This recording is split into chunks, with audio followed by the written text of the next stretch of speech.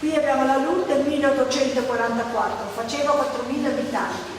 Abbiamo la sua chiesa, la chiesa parrocchiale di allora che era dedicata a San Pietro, che adesso non c'è più, e qui abbiamo il castello. Poi abbiamo il Ponte Vecchio dove Bernadetta passava per andare alla grotta. Abbiamo Monsignor Laurence, il vescovo di allora, che ha approvato le apparizioni dopo 4 anni. Il parroco Père Amal, il curato, così chiamato Père Amal, che era il periodo delle apparizioni, il parroco di Bernadetta. Abbiamo il cappellano Abbé Pomian, che era il confessore di Bernadetta, e un altro cappellano. Qui abbiamo la grotta dei tempi di Bernadetta. Bernadetta non ha attraversato il Gave, il fiume grande, ma bensì un piccolo ruscello che era vicino alla grotta. E qui abbiamo l'Ulin de Bourry, il mulino dove Bernadetta è nata. È nata il 7 gennaio e il 9 gennaio l'hanno battezzata, che era anche l'anniversario del matrimonio della mamma e papà di Bernadetta. Qui abbiamo il commissario che ha interrogato diverse volte Bernadetta. Abbiamo il sindaco di Lourdes, abbiamo il dottore Duzzù, che non era tanto credente, però il giorno del così chiamato miracolo del cielo, lei era in estasi col cielo sotto il mano. A un certo momento si è bruciato e si è trovato con una fiamma sotto il panno della mano. E allora il dottore subito dopo ha voluto guardare la mano, si era bruciata perché era stato un quarto d'ora questo cielo sotto la palma della mano e non l'ha trovata bruciata. Da allora lui ha cominciato a credere perché non è possibile che non ci sia qualcosa soprannaturale. Qui abbiamo una nobile signora del paese che la mamma andava a fare i lavori quando sono state in miseria, che non hanno più potuto lavorare nel mulino di Bourry. Qui abbiamo la famiglia di Bernadetta, da parte della mamma Castellò, da parte del papà Subelù. Hanno avuto 9 figli, però di 9 figli hanno sopravvissuto solo 4. Bernadetta, Maria Antonietta, Giovanni Maria, che è l'unico che ha avuto discendenza, perché Maria Antonietta ha avuto 6 figli, però purtroppo di 6 non ha potuto crescere neanche uno. Sono morti quasi tutti o prima di nascere o alla nascita oppure qualche mese dopo. Pietro non ha avuto discendenza, era l'unico che ha vissuto più degli altri figli. Qui abbiamo il papà, la mamma, le zie da parte della mamma e qui abbiamo Bernadetta con Maria Antonietta, la quale Maria Antonietta è stata alla grotta il giorno della prima apparizione con un'altra sua amica. E qui abbiamo il papà con Francesco, con i 2 fratelli più piccoli, Giustino e Pietro, il quale Giustino è morto a 10 anni. Qui abbiamo l'atto di battesimo, come abbiamo detto Bernadetta è nata il 7 gennaio e al 9 gennaio l'hanno battezzata, che era poi anche l'anniversario della mamma e del papà del matrimonio. Qui abbiamo l'ospizio, qua l'ospizio Bernadetta è andato a abitare dopo le apparizioni e là lei ha fatto la prima comunione, ha fatto le scuole e da lì lei è partita per farsi religiosa nella casa madre delle scuole della carità di Nevere. Qui abbiamo il fonte battesimale, che è lo stesso fonte battesimale che è stata battezzata per Bernadetta, che adesso si trova nella chiesa nuova, di fronte dove era la chiesa di prima. Qui abbiamo Bernadetta con una buona bella frase: bisogna amare senza misura. E anche questa, guardate soprattutto di avere la pace e l'unione che fa il benessere della famiglia. Di sopra trovate la camera dove è nata Bernadetta e sotto trovate il mulino dove lavorava il papà.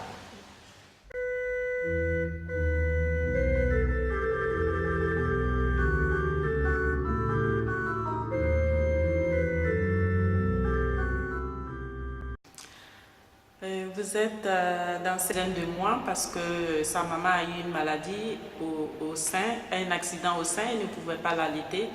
Donc, les parents ont demandé à une dame qui était cliente de son papa qui est meunier, et cette dame habitait Bartrès. Et cette dame avait son enfant de 13 semaines qui est décédé. Et donc, les parents de Bernadette ont demandé à cette dame de prendre Bernadette en nourrice, et elle a accepté, elle a pris Bernadette en nourrice. Et quand Bernadette a eu 2 ans, elle a été rendue à ses parents. Et voilà que Bernadette a vécu au moulin de Boli avec ses parents. Et là, puisque le papa était meunier, il avait un moulin, et il se trouvait qu'il est tombé en faillite. Donc, ils se sont retrouvés au cachot et il n'y avait plus de travail. Et Bernadette, qui à l'époque avait 13-14 ans, n'avait pas encore été à l'école et n'avait pas encore été au catéchisme, donc elle n'avait pas encore fait sa première communion. Et là, Bernadette était aussi maladive parce qu'elle a eu de l'asthme qui l'a rendue faible au niveau de sa santé. Et là, les parents se sont dit peut-être que c'est mieux que Bernadette retourne à Bartrès parce que comme elle est malade, et comme ça, à Bartrès, le climat sera bien pour sa santé et comme ça, elle aura à manger aussi. Et là, elle pourra aller au caté et aller aussi à l'école. Et c'est là que de nouveau, ils ont demandé à cette dame qui a accepté d'accueillir Bernadette. Donc Bernadette est revenue à Bartrès la 2e fois, quand elle avait 13-14 ans. Donc elle est revenue et dans le but de pouvoir aller à l'école et faire sa première communion. Donc Bernadette arrive à Bartrès. Et il s'est trouvé qu'il y avait tellement de choses à faire chez la nourrice qu'il fallait qu'elle s'occupe de tout ce qu'il y avait à faire dans la maison. Il fallait qu'elle garde les enfants de sa nourrice, qu'elle aille de temps en temps à la bergerie pour garder le troupeau. Donc du coup, Bernadette n'avait plus le temps ni pour aller à l'école ni pour aller au caté. Mais de temps en temps, il y avait la nourrice qui lui apprenait des formules de caté, mais Bernadette avait du mal à retenir ces formules. Et il se trouvait que aussi le curé de Bartrès, qui était là, qui devait aider Bernadette à faire sa première communion, a décidé de quitter la paroisse parce qu'il a eu un appel pour devenir moine, donc il est parti. Et donc là, Bernadette s'est dit, il n'y a plus de curé à Bartrès, ce serait difficile de faire ma première communion.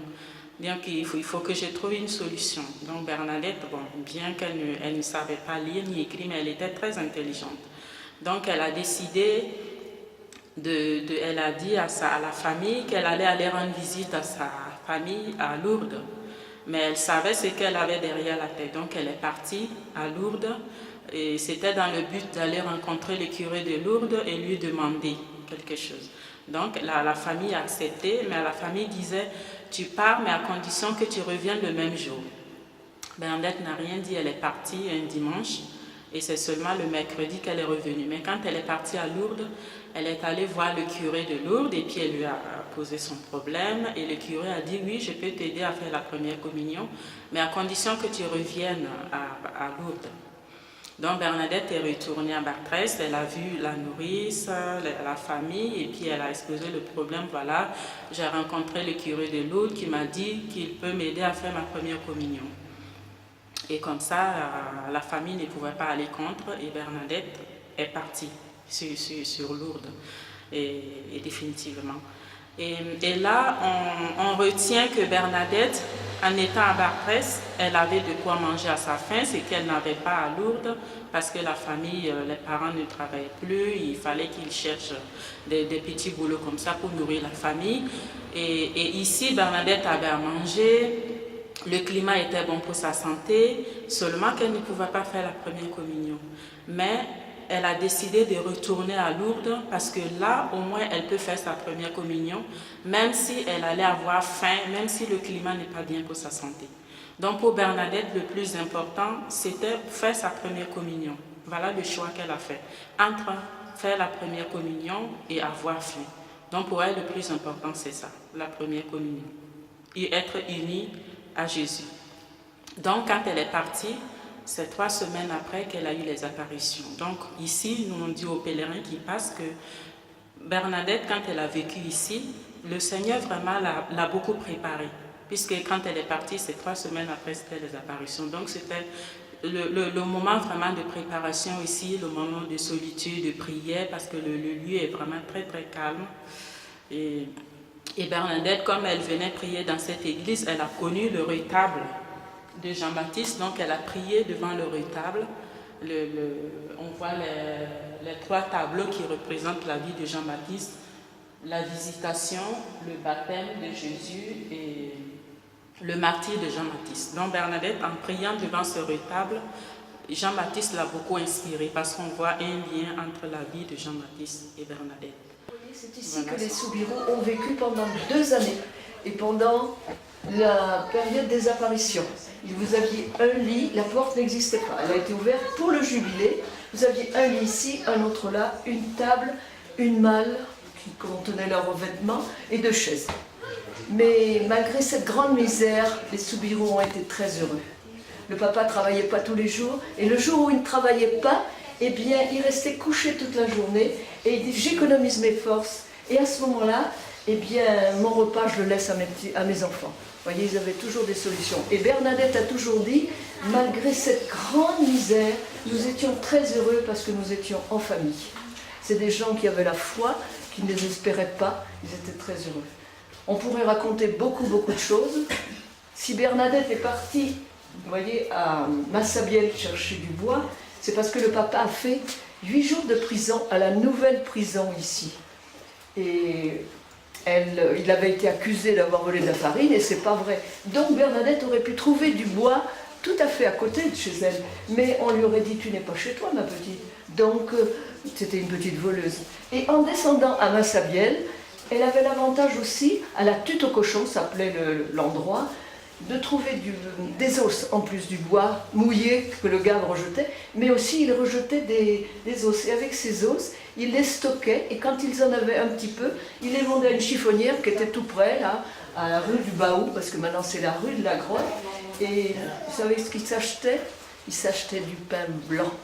Ce pain blanc que des fois Madame Soubirous achetait pour Bernadette parce qu'elle avait eu le choléra et elle ne digérait très mal la bouillie de maïs que ces gens mangeaient à cette époque, que les pauvres mangeaient.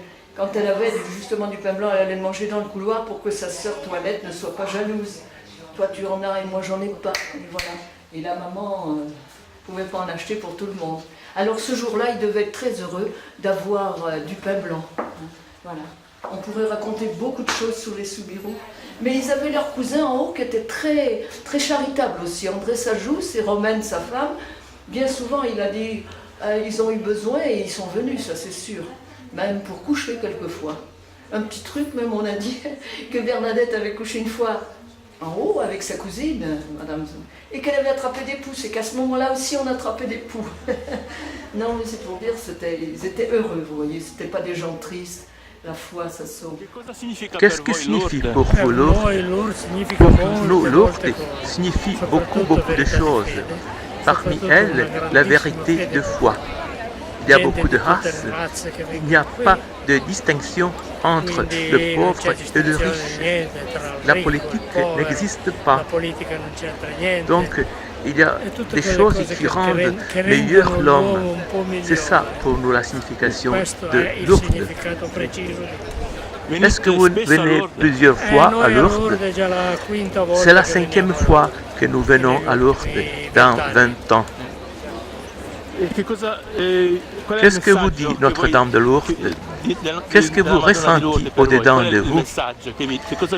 Notre-Dame de Lourdes nous dit de conduire une vie de bonnes mœurs et d'aider les personnes qui sont en difficulté. C'est ça la signification du message de Lourdes. Et donc il faut beaucoup prier. Par la prière, on obtient beaucoup de choses, de la politique à la vie normale de tous les jours.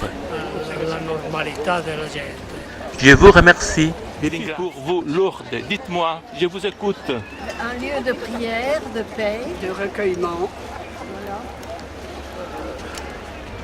D'apaisement. d'apaisement. Oui. Est-ce que vous venez plusieurs fois à Lourdes et pourquoi? Mais on vient, bon, quand on peut, pas régulièrement chaque année, mais quand on peut y venir, oui, Pour retrouver la paix. la paix, voilà. Qu'est-ce qui signifie pour vous Notre-Dame de Lourdes? Notre Mère du Ciel, Est-ce que vous avez vu des grâces pendant votre vie que mérite de Marie, hein? si, Mais enfin, elle est toujours présente pour nous. Hein. Voilà, elle- Même si elle ne se montre pas, elle est toujours présente. parfois Elle est des toujours- signes pour Voilà, nous oui, qui ne nous apparaissent pas Ouais. vraiment, mais qui viennent par après. Oui. Je vous remercie. Hein? Bonsoir. Qu'est-ce que signifie pour vous Lourdes? Pour nous, c'est la venue de la Vierge qui a parlé à Bernadette pour lui rappeler qu'il fallait prier pour les pécheurs et qu'elle pensait aux malheureux et de venir ici en pèlerinage pour prier, pour qu'elle puisse intercéder auprès de son Fils, pour les malades, pour tous ceux qui sont malheureux et qui ont besoin de ses prières. Est-ce que vous venez souvent à Lourdes? Oui, tous les ans. Et pourquoi vous venez tous les ans à Lourdes? Pour prier la Sainte Vierge. Et pour nous ressourcer justement, Oui, c'est un d'accord. peu comme une retraite. Oui, d'accord. De quel département venez-vous? 75 Paris. Paris, donc vous êtes parisienne. Hein? À Paris, vous savez, il y a Notre-Dame de Barque aussi. Hein? Oui, nous y allons de temps Oui, en bien temps sûr. aussi. Oui, d'accord. De temps en temps aussi. Et donc, le message de Lourdes est pour vous, dites à nouveau, s'il vous plaît, quel est le message? Pour nous, c'est de venir prier pour ceux qui souffrent, de prier pour les autres, en fait, pas seulement pour soi, mais prier pour les autres. Puis ça nous aide. Et ça nous aide moralement aussi. Je vous remercie beaucoup. Expliquez-moi, s'il vous plaît, qu'est-ce que signifie pour vous le sanctuaire Notre-Dame de Lourdes? Les apparitions déjà de Marie, on la trouve ici en fait. Marie nous accompagne déjà, mais là on a rendez-vous avec elle. Et moi je viens en tant qu'hospitalière pour rendre service, pour la remercier de toutes les grâces qu'elle me donne à ma famille, à mes enfants et à mes petits-enfants. Voilà, c'est ça Lourdes. Et puis j'ai envie de témoigner, de dire qu'on a de la chance de croire. On a beaucoup de chance. Voilà, et je voudrais qu'il y en ait plein à avoir notre chance. Et ici à Lourdes, on peut déjà trouver la foi. Combien de fois vous venez à Lourdes? Alors je viens tous les ans. J'ai promis de venir pendant 10 ans. Et là, je suis à la 4e année. J'ai encore 6 ans à faire. J'aurai 70 ans quand j'aurai fini. Depuis ma retraite, je viens. Mais avant, je venais aussi. Et quand vous rentrez chez vous, au-dedans de vous, quelque chose a changé après votre visite au sanctuaire de Lourdes? Dites, je vous entends, je vous écoute. Oui, surtout une grande joie. Et une grande joie d'avoir vécu une semaine à Lourdes. Et quand je reviens, c'est toujours là avec le même bonheur que je retrouve Lourdes. Pour moi, c'est une chance de connaître Lourdes. Je vous remercie beaucoup, madame.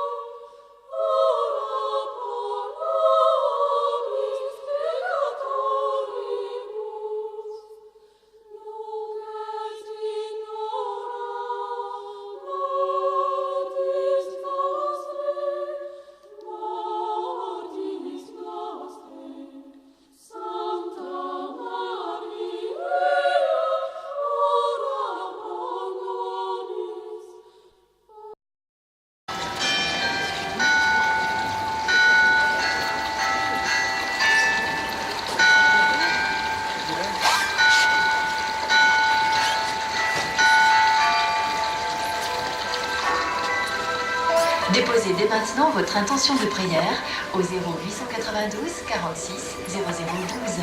Nous la présenterons pour vous à la grotte de Massabielle. Pour une religieuse âgée en difficulté.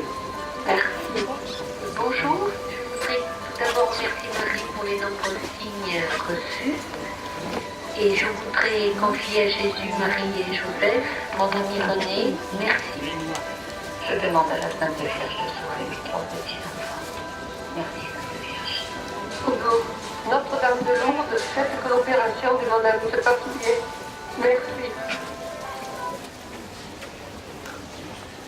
Pèlerins présents en cette grotte de Notre-Dame de Lourdes, ainsi que vous, auditeurs, qui vous joignez à nous, bonjour. Lors de sa première venue sur terre, Jésus est venu dans l'abaissement de l'enfant de Bethléem, couché dans une crèche. Et il a terminé sa vie terrestre dans l'abaissement et l'humiliation de la passion et de la croix, pour nous dire tout l'amour de Dieu pour nous, pauvres pécheurs. Aujourd'hui, nous allons méditer sur les mystères de la passion et de la mort de Jésus-Christ.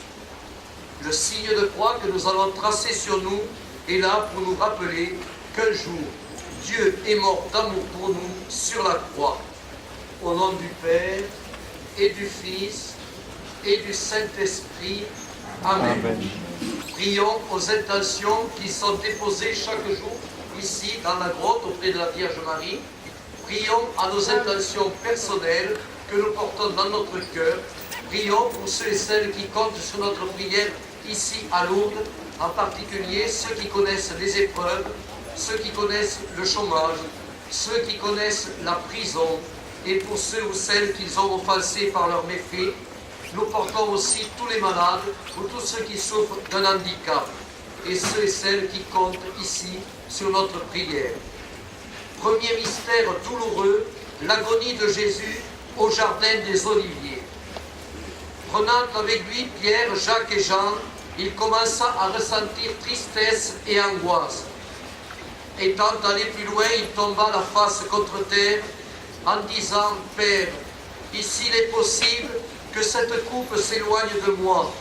Cependant, non pas ce que je veux, mais comme tu le veux. » Après avoir été couché dans la mangeoire de Bethléem, voilà Jésus, face contre terre, dans l'abaissement total, dans l'abandon absolu à la volonté du Père.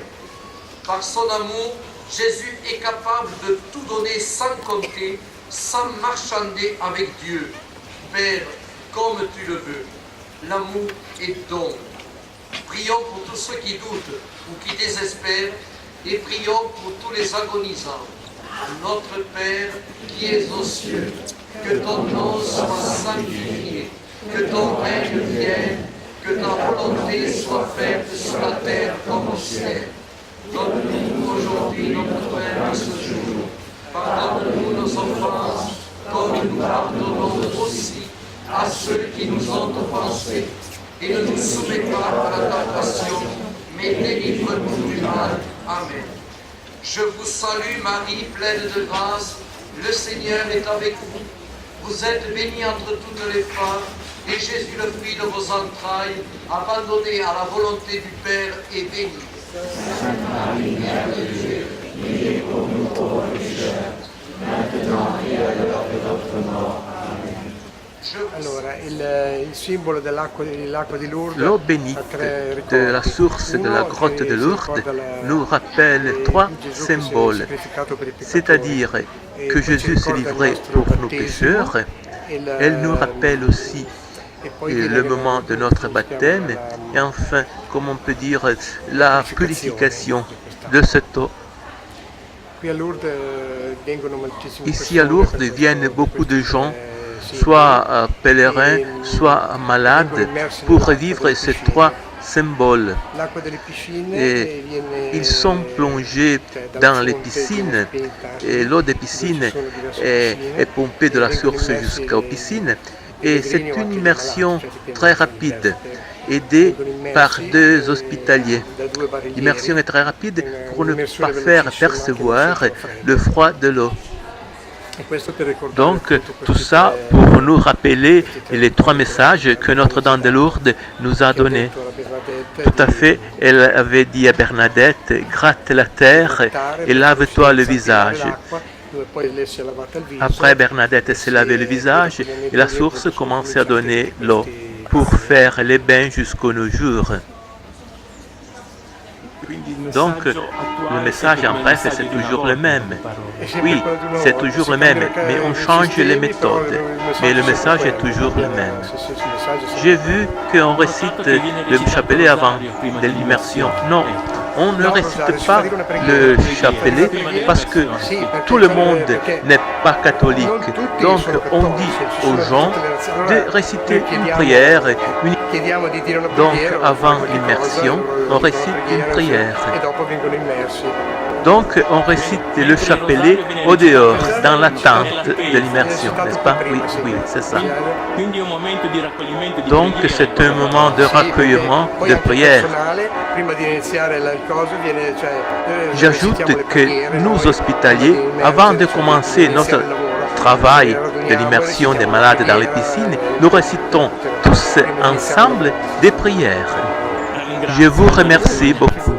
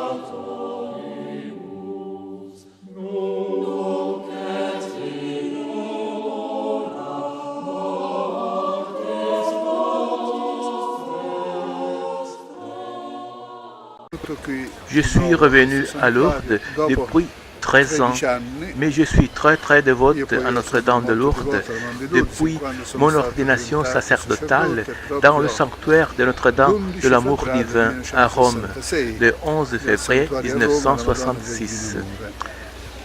Je suis venu à Lourdes pour un renouvellement spirituel, pour un cours d'exercice spirituel et aussi pour remercier le Seigneur et Notre-Dame de Lourdes de ma santé du corps et de ma santé spirituelle. En regardant les malades qui vont à la grotte, on voit dans leur visage une joie et aussi on peut voir dans leurs yeux des larmes. Et tous vont remercier le Seigneur, et soit quand il nous donne des joies, et soit quand il nous donne moins de joie. Et tous vont remercier. Et le remerciement, c'est un mot un peu oublié malheureusement dans le vocabulaire. Après tous les draps, on voit des groupes de malades suivis par des bénévoles, des hospitaliers qui les soignent, et on voit des visages rayonnants de joie, et que la joie soit toujours dans leur visage, et que Notre-Dame de Lourdes nous bénisse, et soit dans les moments heureux, et soit dans les moments de découragement. Tu sei benedetta fra le donne, e benedetto il frutto del tuo seno, Gesù.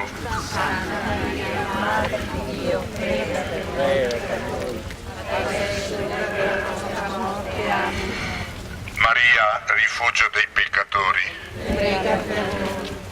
Ave o Maria, piena di grazia, il Signore è con te. Tu sei benedetta fra le donne e benedetto il frutto del tuo seno, Gesù. Santa Maria, Madre di Dio, prega per noi peccatori. Lourdes è un santuario importante perché è nato tutto l'amore per la Vergine Maria. Les sanctuaires de Notre-Dame de Lourdes m'ont permis de connaître depuis quelques années la Sainte Vierge. La Sainte Vierge qui m'a beaucoup aidé, qui m'a donné beaucoup de grâces, et donc je suis très lié à ce lieu grâce au reçu. Et donc pour moi, Notre-Dame de Lourdes, c'est ma mère du ciel. C'est ma mère qui est toujours à côté de moi avec ma famille et toutes mes amies.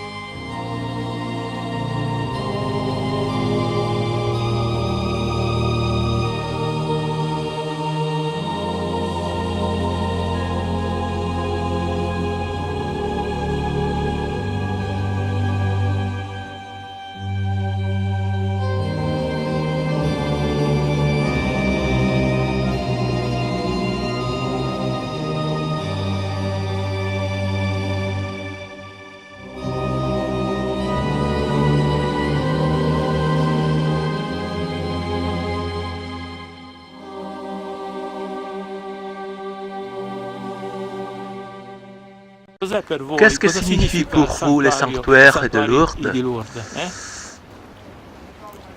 Noi veniamo prima volta a Lourdes, comunque per noi è un'esperienza molto importante nella nostra vita, essendo che siamo religiose è una vita proprio offerta per il Signore.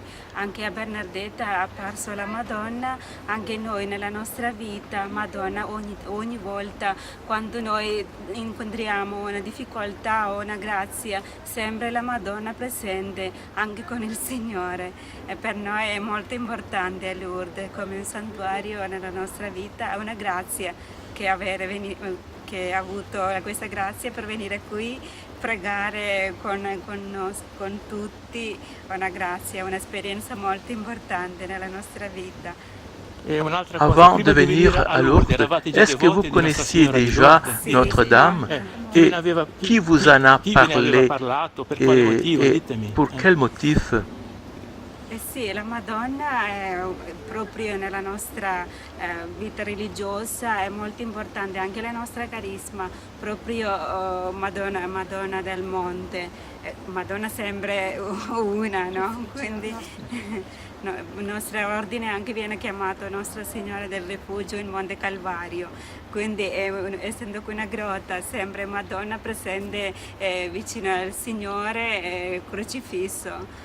Quindi per noi è molto importante. À votre avis, quel est le message actuel de Notre-Dame de Lourdes, de Notre-Dame en général? Sì, fare sacrificio per la conversione per i peccatori, perché è molto importante, ai giorni di oggi sempre abbiamo bisogno della conversione, perché sta perdendo la fede, quindi dobbiamo pregare tanto e la Madonna ci chiede la preghiera e il sacrificio per i peccatori e anche per noi, ognuno di noi. Je vous remercie de votre témoignage. Grazie a lei.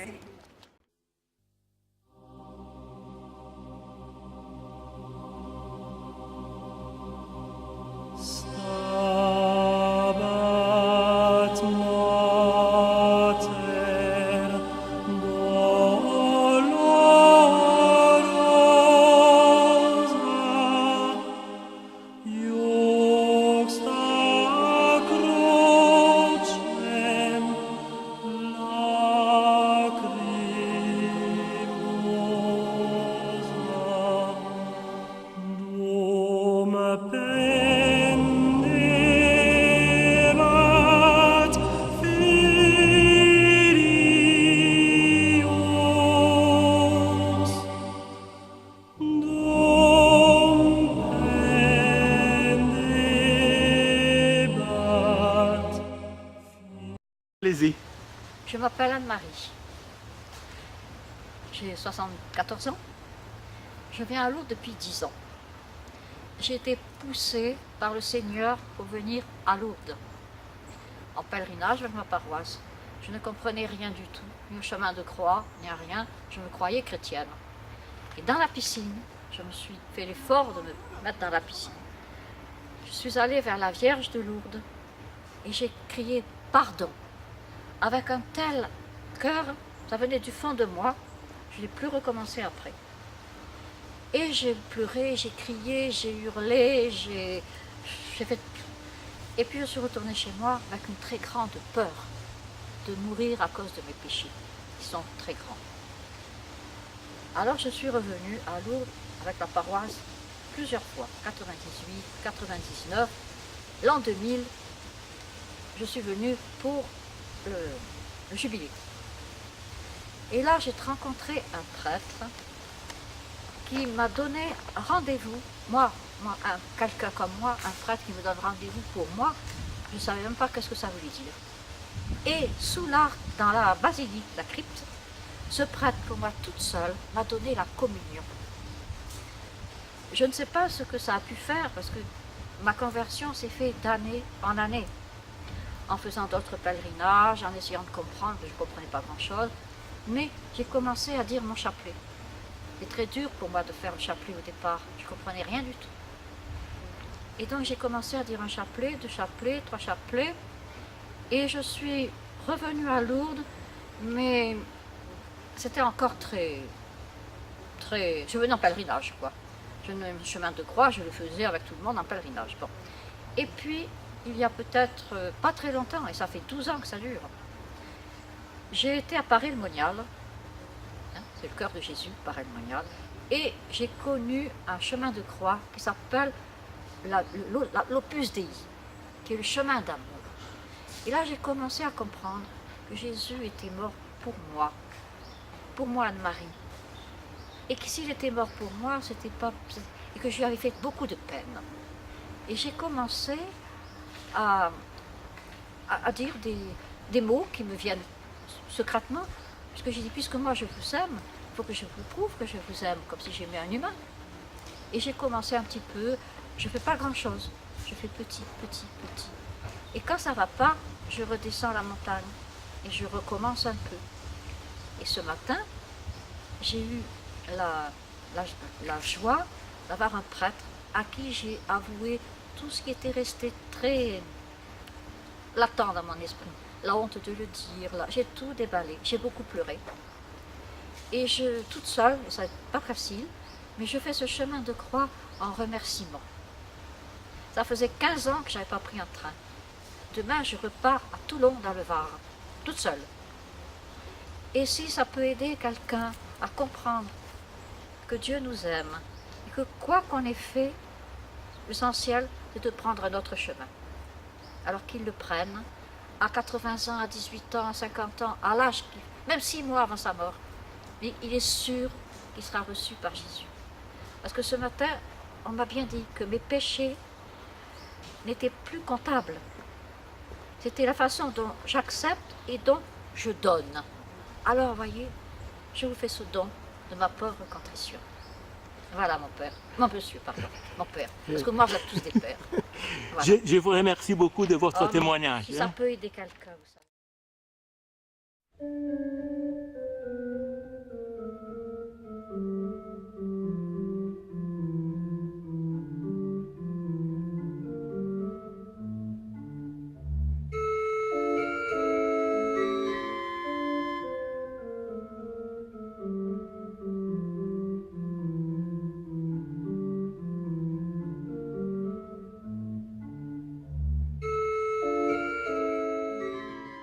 Nous sommes dans la dernière station de chemin de croix adjointe, c'est-à-dire la résurrection. Dites-moi, qu'est-ce que signifie pour vous Notre-Dame de Lourdes? Per me è un richiamo come di una mamma che mi cerca, io ho bisogno di lei, sento che ho bisogno di lei come una mamma proprio vera, ecco. Più di mia mamma, la sento più mamma di mia mamma. À mon avis, Lourdes, c'est un lieu, c'est une étape obligée pour qui cherche quelque chose. Moi, c'est déjà la deuxième fois que je viens à Lourdes et on entend une paix, une atmosphère particulière qui peut-être témoigne la présence de Notre-Dame. Donc, pour qui cherche quelque chose, pour qui a le besoin, la certitude, Lourdes peut donner ses réponses. E poi quando si viene una volta bisogna ritornare perché c'è la calamita, la Madonnina chiama tutti e bisogna ritornare più volte.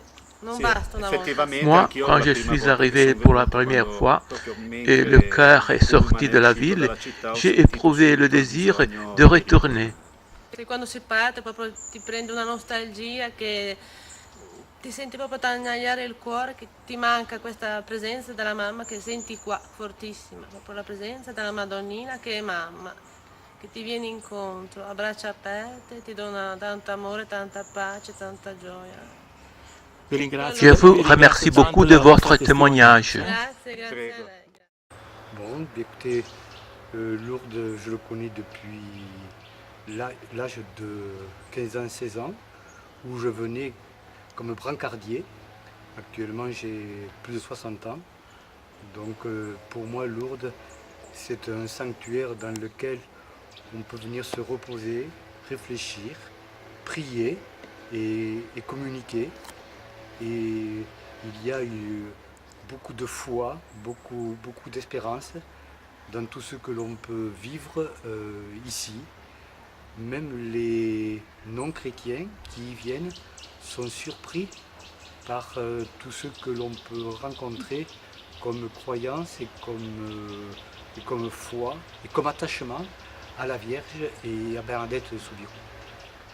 C'est pour cela que donc, nous on y vient pour un gage de remerciement de tout ce qui a pu se passer dans notre année ou auprès de notre famille, et puis également pour demander à la Vierge et à Sainte Bernadette de nous aider dans tout ce que nous avons à faire ou pour prier pour nous, mais aussi pour les autres, et en particulier actuellement pour la paix dans le monde. Voilà. Puis également, je crois que les malades qui y viennent aussi, ils trouvent aussi un point de soulagement, de recueillement. Et c'est quand même formidable que l'on puisse y retrouver aussi des miracles. Et donc considérons que vraiment Lourdes c'est une ville de miracles. Voilà. Je vous remercie de votre témoignage.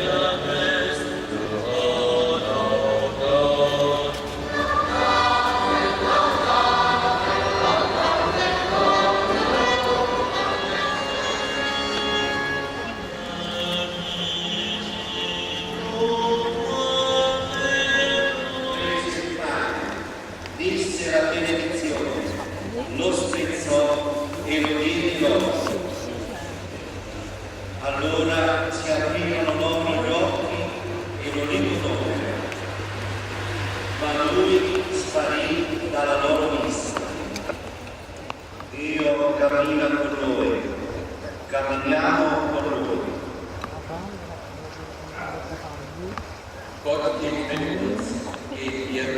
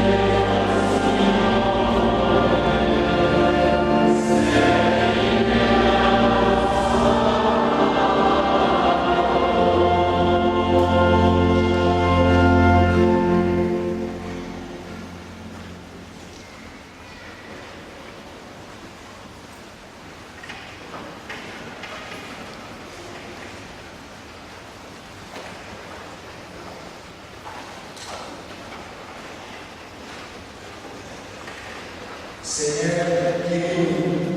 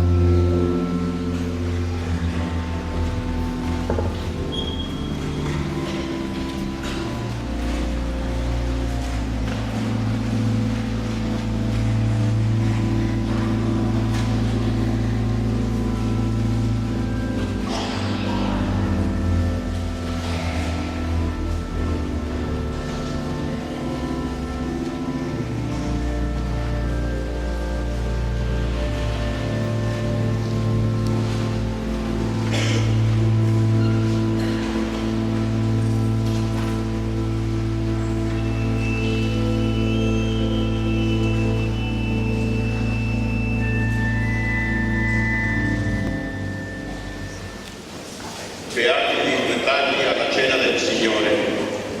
Ecco l'agnello di Dio che toglie i peccati del mondo.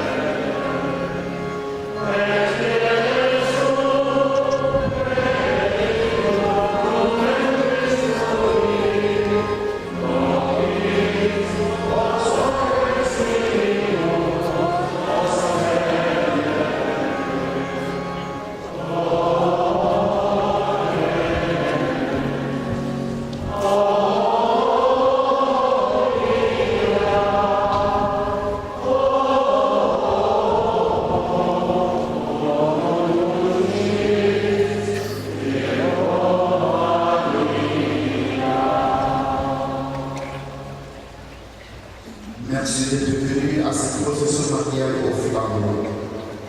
Les Église, notre mère, fête de la croix glorieuse, signe de notre salut. Animés par cette joie, avant de nous séparer, échangeons ainsi de paix. Bonne nuit à tous. Grazie a tutti voi per la partecipazione a questo momento di preghiera che abbiamo condiviso con tutti i pellegrini. Domani celebriamo la festa della Santa Croce Gloriosa. Prima di lasciarci, vogliamo scambiare un segno di fraternità in pace. Buonanotte a voi.